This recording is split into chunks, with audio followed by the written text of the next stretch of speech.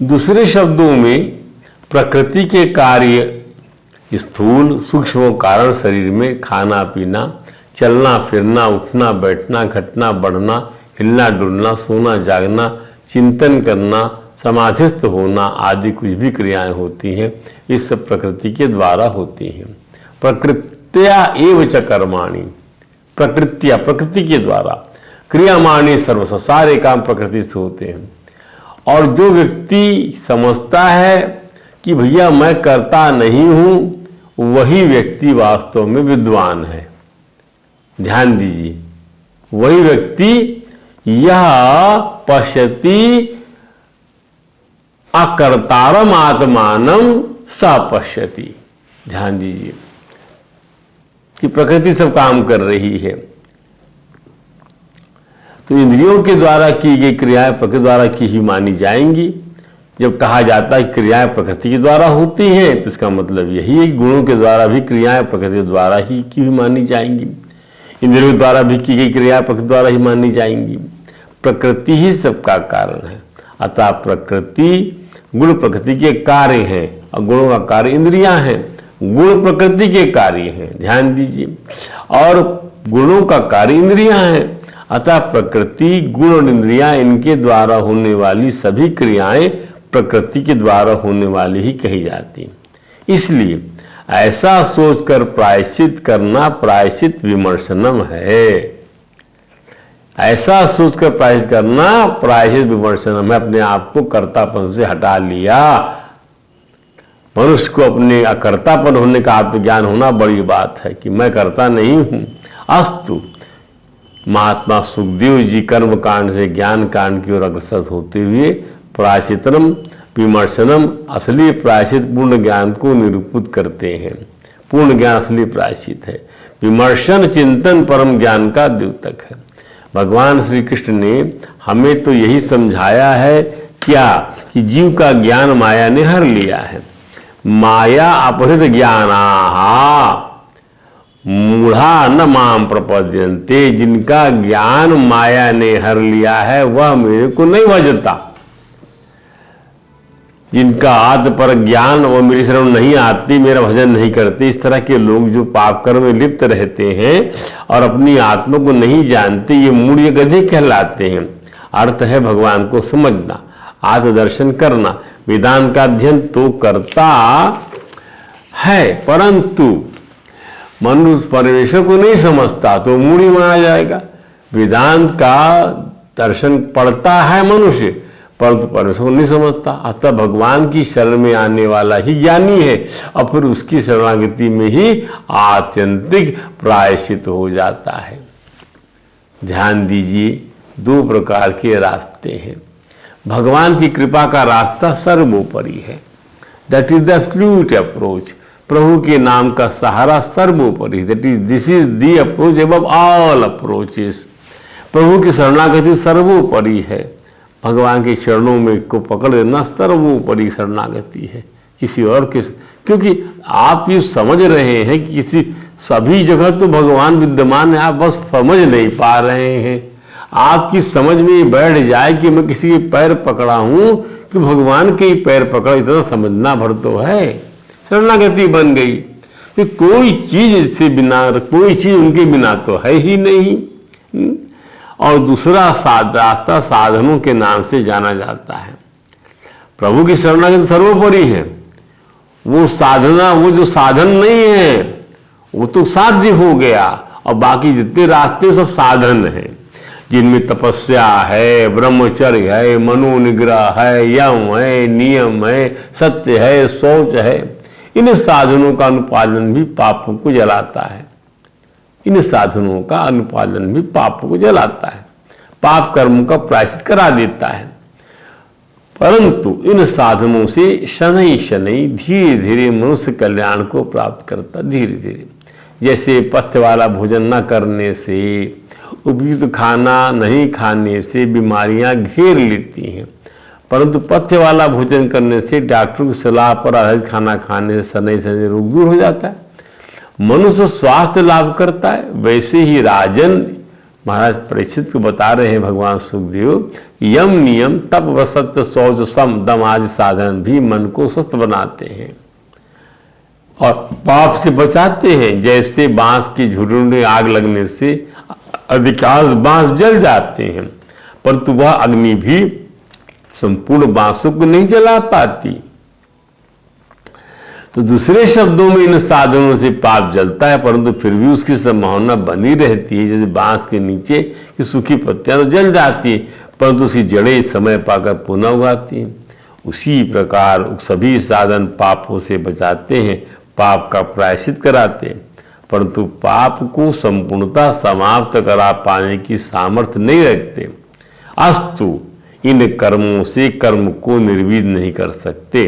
ठाकुर जी की भक्ति, उनका नाम, उनकी कृपा ही पाप राशि को संपूर्णता से नष्ट करने की सामर्थ्य रखती है। यही कृपा ही पोषण है। पोषण तद अनुग्रह। परमहंस भगवान सुखदेव ने कहा क्या,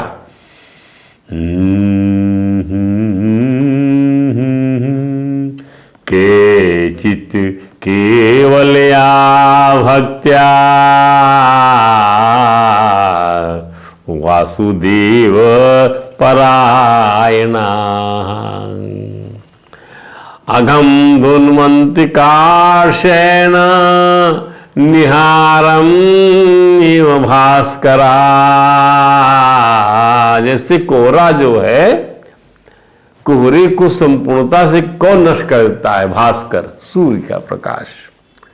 उसी प्रकार भगवान के परायण हो जाना, निवृत्ति परक कर्म करने से, अंतर्मुखी कर्म करने से, फिर आपको जो है विधि परक कर्म करने का आदर न करना चाहिए। सारे पाप ढूंढ डालता है यह। कौन? भगवान की परायणता। भगवान की शरण में रहने वाला कोई बिरला व्यक्ति ही अपनी शुद्ध भक्ति और ठाकुर जी के हित की कृपा से समस्त पाप पूर्ण कार्यों की खरपतवार को समूल नष्ट कर सकता है। जिसकी पुनर्जीवित होने की कोई संभावना नहीं रहती, ये समझने वाली बात। जिसकी पुनर्जीवित होने की कोई संभावना नहीं रहती है, वह केवल भक्ति के द्वारा, ठाकुर जी की शरणागति के द्वारा, उनकी असीम करुणा की कृपा छाया के द्वारा अपने सारे पापों को उसी प्रकार भस्म कर सकता है जैसे राजन, जैसे सूर्य कोहरे को। भगवान सुखदेव ने यह भी कहा, देखिए राजन, तपस्या आदि साधन भी पापियों को पवित्र करने की सामर्थ्य नहीं रखते। तपस्या आदि साधन भी पापियों को पवित्र करने की वैसी सामर्थ्य नहीं रखते, जैसा कि भगवान को आत्मसमर्पण कर देने से अथवा उनके भक्तों का सेवन करने से आदमी जो है वह अपने आप को पवित्र कर सकता है। इसको कहा भागवत में भगवान सुखदेव ने, न तथा भगवान राजन, भगवान माने पापी, न तथा जिस प्रकार राजन पूहित तपादि भी, आदमी जो है पापी तपस्या आदियों के द्वारा अपने आप को पवित्र नहीं कर सकता, जैसा वह कृष्णार्पित प्राण तत्पुरुष निषेवया, भगवान कृष्ण के चरणों में समर्पण कर देने से और उनके भजन करने वाले, उनकी प्राप्ति में लगे हुए नित्य निरंतर लोगों के पुरुषों की सेवा करने से। पद्म पुराण में कहा गया कि पाप कर्मों के प्रभाव 4 प्रकार के होते हैं। There are 4 kinds of the effects of the bad deeds, bad actions, sin actions। वह प्रभाव जो कभी फलीभूत नहीं हुआ, वह प्रभाव, वह इफेक्ट जो अभी तो फलीभूत नहीं हुआ, जिससे हम अप्रारब्ध अभी फलीभूत नहीं हुआ, प्रारब्ध नहीं बना। बीज रूप पड़ा रहने वाला प्रभाव बीज रूप पड़ा हुआ है, अभी अंकुरित नहीं हुआ। एक फलीभूत नहीं हुआ, एक जो है अंकुरित ही नहीं हुआ। एक अंकुरित हुआ पर फलीभूत नहीं हुआ, एक अंकुरित नहीं हुआ, बीच में पड़ा हुआ है। वह प्रभाव जो पहले ही परिपक्व हो चुका, प्रारब्ध बना हुआ है, वह प्रभाव जो प्राय प्रौढ़ है, कूट है।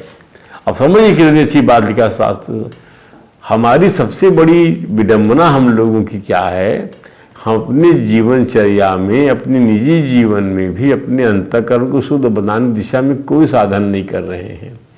बहिर् साधनों से ही जीवनचर्या, दिनचर्या हमारी सनी हुई है। इसलिए हमको जो है विचार शक्ति हमारी वैसी नहीं बन पाती जैसी बननी चाहिए। हमें आत्मज्ञान कराने में यह बहिर्मुखी जो अप्रोच है यह समर्थ नहीं है। अर्थात उस कष्ट के सूचक है जिन्हें उठा रहे होते हैं। बीज रूप में पड़े प्रभाव हृदय के कोने में रहते हैं। बीज पड़े प्रभाव हृदय के कोने में, जहाँ बीज सदृश पाप इच्छाओं का संग्रह होता है। ऐसा है, ऐसा है, ये है, वो है, इसको चाहता हूँ, इसको नहीं चाहती हूँ, ये चाहता, ये धन आदि, ये घर इत्यादि, ऐसा ऐसा इत्यादि। तो जहाँ बीज सदृश पाप इच्छाओं का संग्रह होता है, जहाँ कूट का अर्थ है कि जिसका प्रभाव आने वाला है, तो छुपा हुआ अभी आया नहीं है। अपर प्रभाव को यह करता है कि अभी बीज पड़े रहने शुरुआत नहीं हुई है। पद्म पुराण के इस कथन को समझना चाहिए कि भौतिक पाप अत्यंत सूक्ष्म होता है। इसका शुभारंभ, इसका फलीभूत होना तथा इसका परिणाम एवं मनुष्य किस तरह कष्ट के रूप में फलों को भोगता है, इस सब एक लंबी श्रृंखला के अंग में है। ये कर्म विपाक है, गहना कर्मणों गति गीता। जब किसी को कोई रोग हो जाता है तो रोग का कारण, उसका उद्गम और उसके बढ़ जाने का निश्चित कारण जानना प्रायतः कठिन लगता है। किसी रोग की पीड़ा सहसा उत्पन्न नहीं होती, इसमें कुछ समय लगता है। जिस तरह एक डॉक्टर सावधानी बरतने के लिए संदूषण अथवा संक्रमण को रोकने के लिए टीका लगाता है, वैक्सीनेशन का उपयोग करता है, उसी तरह हमारे पाप पुण्य कर्मों के बीजों को फलीभूत होने से रोकने का व्यवहारिक टीका है कृष्ण भक्ति परायण हो जाना। इससे बढ़कर अन्य और कोई मार्ग उपयुक्त नहीं है। जो सर्वश्रेष्ठ हो, भय रहित हो, कल्याणास्पद हो, क्योंकि भगवत परायण साधुजन भी इसी मार्ग पर चलते हैं। एक बात और, प्रायश्चितानि चीर्णानि नारायण परांग। आप कितने प्रायश्चित करिए, लेकिन प्रायश्चित नहीं हो, उससे प्रायश्चित नहीं हो पाएंगे। यदि आप भगवान नारायण से विमुख होकर कोई आप काम करें तो प्रायश्चित नहीं होगा। नान्य स्फुनंति राजेंद्र, वो आपको पवित्र नहीं कर सकते। जैसे सुरा कुंभ आपगा, जैसे सुरा से भरी हुई सुराही को यदि आप जो है जल में डुबाएंगे तो वो पवित्र नहीं होगी। सुराही का साफ होना सुरा से जरूरी है, और वो केवल नारायण के स्मरण में वो क्षमता है कि वह आपकी मन रूपी सुराही के अंदर भरी हुई वासना रूपी सुरा को निकाल सके। अब देखिए, दूसरे शब्दों में भगवान श्री कृष्ण की भक्ति के बिना प्रायश्चित की अन्य विधियों से मनुष्य पूर्ण रूप से शुद्ध नहीं हो सकता, अर्थात पाप निष्कृत सही नहीं हो सकता। महान भक्त नरोत्तम दास ठाकुर ने कहा है, कर्म कांड ज्ञान कांड केवल विशेर भांड है। क्या है? विष वाले बर्तन हैं कर्मकांड ज्ञान का, अर्थात विष के पात्र हैं। सुरा तथा विष एक ही कोटि में आते हैं। क्या बात है। श्रीमद् भागवत के इस श्लोक के अनुसार जिस व्यक्ति ने भक्ति मार्ग के बारे में काफी सुन रखा है, किंतु जो इसमें अनुरक्त नहीं है, जो कृष्ण भक्ति के परायण नहीं है, वह सुरा के पात्र के तुल्य है। जैसे सुरा के बर्तन को नदियां पवित्र नहीं कर सकती, क्योंकि सुरा से बर्तन खाली करने पर ही उसे पवित्र किया जा सकता है। शुद्ध भक्ति अंतःकरण के संपूर्ण मल आवरण विक्षेप को दूर कर देती है। नारद पांचरात्र में यह भी कहा गया, जिस व्यक्ति की थोड़ी सी भक्ति विकसित कर ली, जिसने थोड़ी सी भी भक्ति विकसित कर ली, a little devotion to the lotus feet of Bhagwan is developed, वह धर्म अर्थ काम तथा परोपकार के मुख से प्राप्त होने वाले किसी भी के सुख के रंज मात्र भी परवाह नहीं करता कि मेरे को धर्म से क्या मिलेगा, मेरे को काम से क्या मिलेगा, जरा भी उस प्रकार से प्राप्त किसी प्रकार के सुख का शुद्ध भक्त के हृदय में भूल से भी स्थान नहीं बना पाता। जिस तरह रानी की दासियां आदर पूर्वक तथा नम्रता पूर्वक उसका अनुसरण करती हैं, ठीक उसी तरह धर्म अर्थ काम और मोक्ष से मिलने वाले सुख भगवत भक्ति का अनुसरण करते हैं। क्या बात। तो भगवत भक्ति जो है वह साम्राज्ञी है, और ये सब दासी रूपी जो है वृत्तियां हैं, दासी रूपी पुरुषार्थ हैं जो उसके पीछे दूर हिलाते हैं भक्ति की, भगवान की चरण भक्ति के पीछे। दूसरे शब्दों में शुद्ध भक्त को किसी प्रकार के सुख का भाव नहीं खलता, वह श्री कृष्ण की सेवा के अतिरिक्त कुछ भी नहीं चाहता। किंतु यदि कदाचित उसके मन में कोई अन्य इच्छा उठती है तो भगवान भक्त के मांगे बिना उसे पूरी कर देते हैं। क्या बात है। परमहंस भगवान श्री सुखदेव जी ने कि अप्रतिम प्रभाव को उजागर करने के लिए, भक्ति के अप्रतिम प्रभाव को उजागर करने के लिए एक अजामिल ब्राह्मण कथा को सुनाया और स्थापित किया कि रात दिन कीर्तन करने वालों की सद्गति पर जीव स्वयं विचार कर ले और देखे कि भगवान के नाम के महत्व का कोई सानी नहीं है। इस कथानक पर बाकायदा एक धर्म संसद बैठती है और यमराज के दूत और भगवान विष्णु के पार्षद, इन दो पक्षों के बीच वाद विवाद, संवाद परिसंवाद होता है और उसका जो चरितार्थ है वह अद्भुत है। भगवान सुखदेव जी ने सुनाया कि अजामिल नाम का एक ब्राह्मण था जिसने एक अच्छी कर्तव्यनिष्ठ ब्राह्मण के रूप में जीवन शुरू किया, परंतु क्या कि जवान होने पर वह एक वेश्या द्वारा पूरी तरह भ्रष्ट बना दिया गया। अपने भ्रष्ट जीवन के अंतिम समय नारायण नाम लेने पात्र से पापी होते हुए उसे बचा लिया गया। हालांकि उसने भगवान नारायण के रूप में अपने पुत्र, जिसका नाम भी नारायण था, लिया, किंतु भगवान ने कहा उन्होंने अपना नाम सुना। उल्लेखनीय है कि भगवान का संकेत पाकर अजामिल को वैकुंठ ले जाने के लिए भगवान विष्णु के दूत स्वयं आए थे। और कितना प्रभावशाली हो, कितना प्रभावशाली ठाकुर जी का नाम, श्रीमन नारायण का नाम, श्री हरि का नाम, श्री राम का नाम, श्री कृष्ण गोविंद का नाम। अजामिल ने अपने मृत्यु के सन्निकट काल में यमदूतों को अपने अवचेतन में देखकर और भयभीत होकर अपने लाडले नारायण को 3 बार पुकारा, नारायण नारायण नारायण। तो उस नारायण का आवृत्ति वाला नाम कीर्तन के रूप में अंतरिक्ष में विचरण करते हुए विष्णु भगवान के दूतों को सुनाई पड़ा कि कोई उनके स्वामी का अनुयायी पुकार रहा है। वे तुरंत उस स्थल पर आए जहां यमदूतों द्वारा अजामिल के प्राण हरने के लिए मृत्युपाश फेंका जा चुका था। मृत्युपाश, प्राण को निकालने के लिए जो जाल होता है उसको मृत्युपाश बोलते हैं। विष्णु दूतों ने यमदूतों का ऐसा करने से रोक दिया और अजामिल के प्राण बच गए और उसने यमदूतों और विष्णु दूतों का पूरा संवाद सुना, जिससे उससे परम लाभ हुआ। देखिए उस अद्भुत संवाद की बात क्या था। भगवान विष्णु दूत कहते हैं यमदूतों से, अथैनम आपनयाता, इसको मत ले जाओ, कृतासे शाघनिष्कृतम, इसकी कोई पाप बचे नहीं है, सब पाप का पैस कर लिया इसने। यदसौ भगवन नाम, इसने भगवान नाम मृमाण समग्रहित, यह मृमाण अजामिल ने मरते समय भगवान के नाम का संग्रहित उच्चारण कर दिया है। यदसौ यत एनम मापनयत, क्यों नहीं लेता, कृत अशेष अघनिष्कृतम, अघनिष्कृत हो गया है यह अशेष, एक भी पाप बचा नहीं है उसका।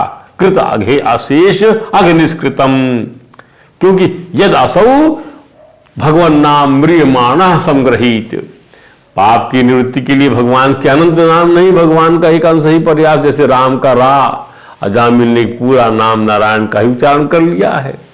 मरते समय का अर्थ ठीक ठीक मरने का क्षण भी नहीं है, क्योंकि मरने के समय कुछ कृष्ण चांद्रायण व्रत आदि पाप प्रायश्चित साधनों का विधि पूर्वक संपादन करना संभव ही नहीं है, वैसे नाम उच्चारण भी नहीं है। इसलिए उस श्लोक में आए हुए म्रियमाण शब्द का अर्थ है कि उसके आगे कोई पाप होने की संभावना नहीं है। That is the dying declaration है, वो मृत्यु के समय कहा हुआ वाक्य है, उसके बाद कोई प्रायश्चित होना ही नहीं है। इस विष्णु ने बताया, बड़े बड़े महात्मा लोगों का कहना है कि भगवान के नाम का उच्चारण उन सभी पापों को नष्ट कर देते जो संकेत में जो आ जाते हैं, अर्थात किसी दूसरे अभिप्राय से परिहास में, तान अलाप में अथवा किसी की अवहेलना करने में यदि कोई भगवान के नाम का उच्चारण करता है तो उसके सारे पाप नष्ट हो जाते हैं। जो मनुष्य गिरते समय, पैर फिसलते समय, अंग भंग होते समय, सांप के डसते, आग में जलते समय, चोट लगते समय व्यवस्था से हरि हरि कहकर भगवान के नाम को उच्चारण कर लेता है तो वह यम यातना का पात्र नहीं बनता। विष्णु दूतों ने यमदूतों से कहा क्या,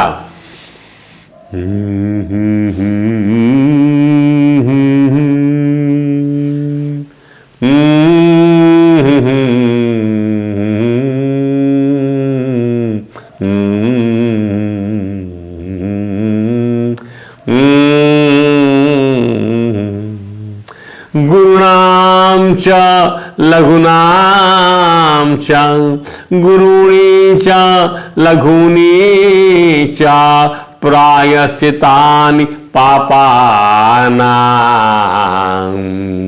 लघुनाम पापानां, गुरुणाम पापानां, गुरूणी प्रायश्चितानि, लघूनी प्रायश्चितानि, जो कुछ भी हो सकता है, बड़े से बड़ा प्रायश्चित, छोटे छोटा प्रायश्चित, बड़े से बड़े पाप का, छोटे छोटे पाप का, ज्ञात्वा उक्तानि महर्षिभिः, जिसने बताया है महर्षियों ने प्राय बताया है, इसमें संदेह नहीं, उन तपस्या दान जप आदि प्रायश्चित द्वारा पाप नष्ट हो जाते। तैतानि अघानि पूयन्ते तपोदान जपादिभिः। तैतान अघानि पूयन्ते, वे सारे पाप का निराकरण हो जाता है तप दान जप आदि से। ना अधर्मजम तद हृदयम, परंतु पापों से मलिन हुआ उसका हृदय शुद्ध नहीं होता। ना अधर्मजम, उस पाप से जो उत्पन्न हुआ, तद्धृदयम तदपीशांग्र सेवया, भगवान के चरणों की सेवा से वह विष्णु है। क्या बात है, क्या बात है। गुरुणाम चा लघूनाम लघूनि चा गुरूणि चा प्रायश्चितानि पापानां ज्ञात्वा उक्तानि महर्षिभिः। तैतानि अघानि पूयन्ते तपोदान जपादिभिः। नाधर्मजं तद्धृदयं तदपीशांग्र सेवया, तद अपि ईश अंग्र सेवया, वह भी भगवान के चरणों की सेवा से दूर हो जाता है। वस्तु की स्वाभाविक शक्ति इस बात की प्रतीक्षा नहीं करती, वस्तु की स्वाभाविक शक्ति कि यह मुझ पर श्रद्धा रखता है कि नहीं। बिजली को छुओगे, करंट को जरा खट से झटका लग जाएगा, वो नहीं सोचती बिजली कि इसको श्रद्धा है मेरे प्रति, श्रद्धा नहीं है। जैसे विष को ये नहीं सोचता, विष आग नहीं सोचती कि श्रद्धा इसको है मेरे प्रति, बस पकड़ो जल जाओगे, पियो बुझ जाओगे। तो जानी अनिच्छा से स्पर्श करने पर भी अग्नि जलाती ही है। वैसे ही दुष्ट चित्त मनुष्य के द्वारा स्मरण किए जाने पर भी भगवान से हरि पापों को हर लेते। हरि हरति पापानि दुष्ट चित्तयपि स्मृता। हरि हरति पापानि दुश्चित्तयपि स्मृता। अनिच्छयापि संस्पृष्टो दहति वही पावका। जैसे पावक जो है यदि इच्छा ना भी हो और छुओगे आप तो जला देगी, वैसे भगवान का नाम यदि लोगे आप इच्छा नहीं भी होगी तो जो है आपको शुद्ध कर देगा। भगवान के नाम का उच्चारण पाप को ही निवृत्त करता है, इसका और कोई फल नहीं है। ये धारणा भ्रमपूर्ण। कुछ शास्त्र में कहा है सकृत उच्चरितम येन, सकृत उच्चरितम येन, एक बार भी, नॉट फ्रीक्वेंटली, एक बार भी, सेल्डमली, येन हरिति अक्षरद्वयम सकृत उच्चरितम येन हरिति अक्षरद्वयम बद्धा परिकरस्तेन मोक्षाय गमनम प्रति। उसने मोक्ष प्राप्त करने के लिए परिकर बांध लिया, बद्धा परिकरस्तेन, उसके द्वारा फेटा बांध लिया गया है मोक्ष प्राप्ति के लिए। सकृत उच्चरितम येन हरिति अक्षरद्वयम। मोक्ष के साथ ये धर्म अर्थ और काम का भी साधन है। पुनश्च क्या, पवित्रो वा सर्वावस्थांगतो अपि वा यस्मरेत् पुंडरीकाक्षं सवाह्याभ्यंतरा शुचि। देश काल का नियम नहीं है, सोच असोच आदि का निर्णय करने की आवश्यकता नहीं, केवल राम राम यह संकीर्तन करने भारत से जीव मुक्त हो जाता है। भगवान के नाम का संकीर्तन करने में न देश का नियम और न तो काल का, इसमें कोई संदेह नहीं। यज्ञ, दान, तीर्थ स्थान अथवा विधि पूर्वक जप के लिए शुद्ध काल की अपेक्षा है, परंतु भगवान के संकीर्तन में काल शुद्धि की कोई आवश्यकता नहीं। चलते फिरते, खड़े रहते, खाते पीते, जप करते हुए कृष्ण कृष्ण ऐसा संकीर्तन करके मनुष्य पाप की चंगुल से छूट जाता है। अपवित्र हो या पवित्र, सभी अवस्थाओं में जो कमल नयन भगवान का स्मरण करता है वो बाहर भीतर शास्त्र कहते हैं क्या, कृष्णेति मंगलम नाम यस्य वाचि प्रवर्तते भस्मी भवंति सद्यस्तु महापातक कोटया। जिसकी अग्रवाणी में कृष्ण यह 2 अक्षर का नाम प्रवृत्त होता है उसके कोटि पाप समाप्त हो जाते। सर्वेषां विज्ञानां लक्षणानि वतानि च तीर्थस्नानानि सर्वाणि तपांसनानि च वेदपाठ सहस्राणि प्रादक्षिण्यं भुवः सततं कृष्णाम जपस्यास्य फलाम नारहति षोडशी। जिसकी और ये सारे यज्ञ, लाखों व्रत, सर्व तीर्थ स्नान, तप, अनेकों नाम, हजारों वेद पाठ, पृथ्वी की सैकड़ों प्रदक्षिणा कृष्ण नाम जप के 16वें हिस्से के बराबर भी नहीं है। इतना बड़ा महत्व है उसका। भगवान के नाम का स्मरण और उच्चारण अमंगलग्न है, अमंगलग्न है, अमंगल को काट देने वाला है। शिव गीता पुराण के अनुसार आश्चर्य व भय शोक क्षति व मम नाम या व्याजेन व स्मृति हतु सयाति परांगति। आश्चर्य, भय, शोक, चोट लगने पर समय जो मेरा नाम लेता है, उठता है या किसी सहज वजह से स्मरण कर लेता है वह परगति को प्राप्त होता है। मृत्यु या जीवन चाहे वह जब कभी भगवान के नाम करने वाले मनुष्यों की पाप राशि तत्काल नष्ट हो जाती है। उन चिदात्मा प्रभु को नमस्कार है। इतिहासोत्तम में कहा गया है, हे महामुनि भक्त, राज के मुख से नरक में रहने वाले प्राणियों ने श्री हरि के नाम का श्रवण किया, ये तत्काल नरक से मुक्त हो गए। तो भगवान शंकर ने कहा जिससे कि हे पार्वती जी, संपूर्ण जगत का स्वामी होने पर भी मैं भगवान विष्णु के नाम का ही जप करता हूँ। मैं तो सत्य और केवल सत्य ही कहता हूँ। भगवान को छोड़कर जीवों के लिए कर्म कांड आदि कोई भी गति नहीं। बोल वृंदावन बिहारी लाल की जय। हरे राम राम राम हरे हरे, हरे कृष्ण कृष्ण कृष्ण हरे।